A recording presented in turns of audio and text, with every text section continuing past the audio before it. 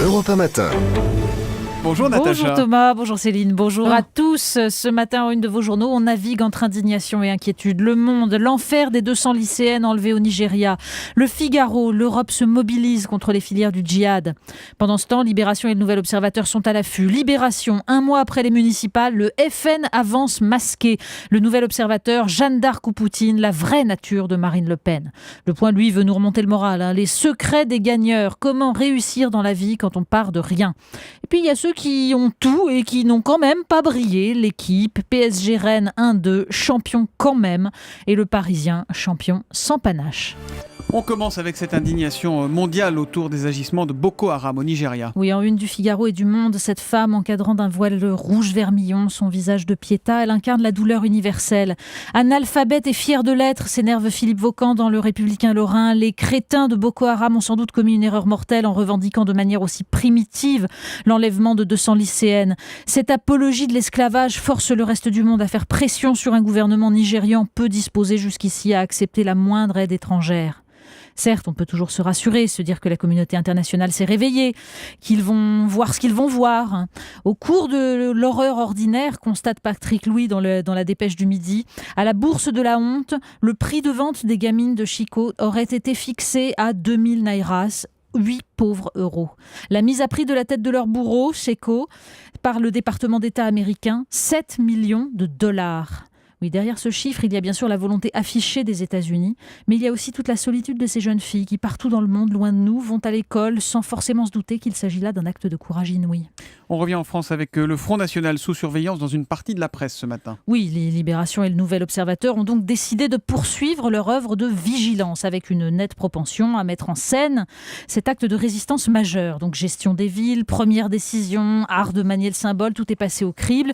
La colère de Robert Ménard perdant la présidence de la communauté de communes de Béziers, la suppression des subventions aux associations ou du drapeau européen au fronton des mairies. Preuve, s'il en était besoin, nous dit Éric de Couty dans Libération, que la dédiabolisation vendue par Marine Le Pen dans sa quête du pouvoir trouve vite ses limites. La démarche est sensiblement la même du côté du Nouvel Observateur qui nous décrit une Marine Le Pen autoritaire décidée à arriver au pouvoir. L'analyse date, elle lasse parce que, même si elle est vraie, les énièmes réflexions sur le caractère protéiforme du marinisme, sur sa nouvelle hiérarchisation des boucs émissaires semblent tourner à vide, incapables de répondre à cette seule question: comment enrayer le phénomène dont se nourrit le vote FN, chômage, désespérance.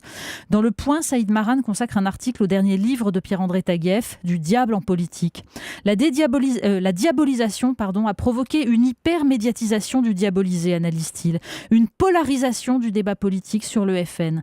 Loin, très loin donc du seul débat qui vaille, celui sur le réel. Alors il y a ceux qui ont du mal, qui connaissent le chômage, la misère, et puis il y a les gagnants, comme on dit, ceux qui ont la gagne. Mais oui, il y a un article parlant du réel, justement, on le trouve dans le dossier du Point consacré aux winners, à ceux qui ont réussi, à ces self-made men qui plaisent tant au magazine.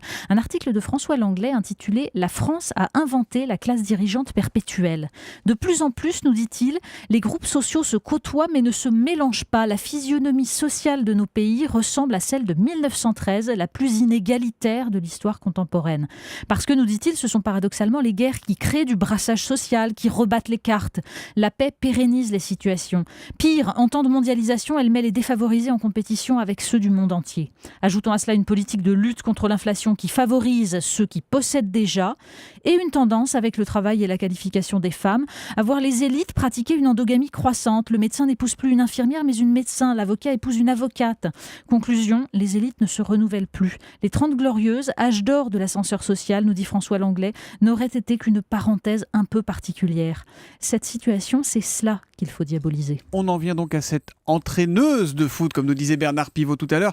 Quelle affaire, quelle affaire. Oui, la féminisation a un nouvel effet et assez inattendu. L'émoi du monde du football. Une pleine page dans l'équipe pour nous annoncer l'arrivée d'Elena Costa comme entraîneuse donc, de l'équipe de Clermont.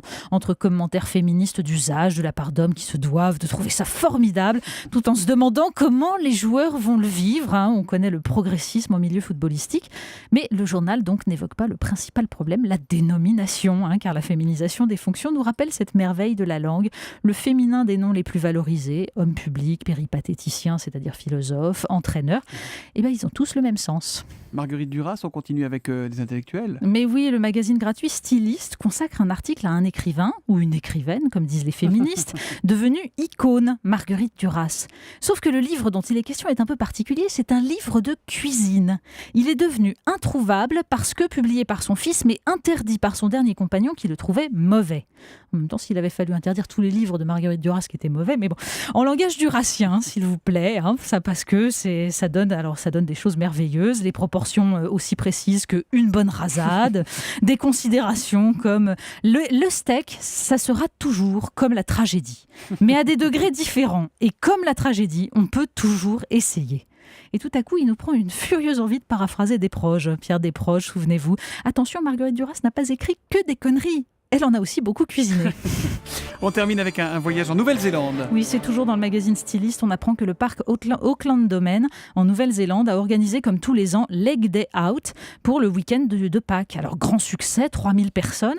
Sauf que dans cette chasse aux œufs, les enfants se sont fait piétiner. Un enfant a eu les doigts écrasés, un autre le visage griffé par des adultes qui voulaient leur arracher les œufs de Pâques. Oui, la barbarie contre les jeunes filles qui veulent aller à l'école nous choque. Mais le pathétique peut aussi constituer une forme de barbarie. C'est donc à lire dans le magazine Styliste. Merci Natacha Polony, la revue de presse tous les matins à 8h35 sur Europe 1. Europe 1 matin.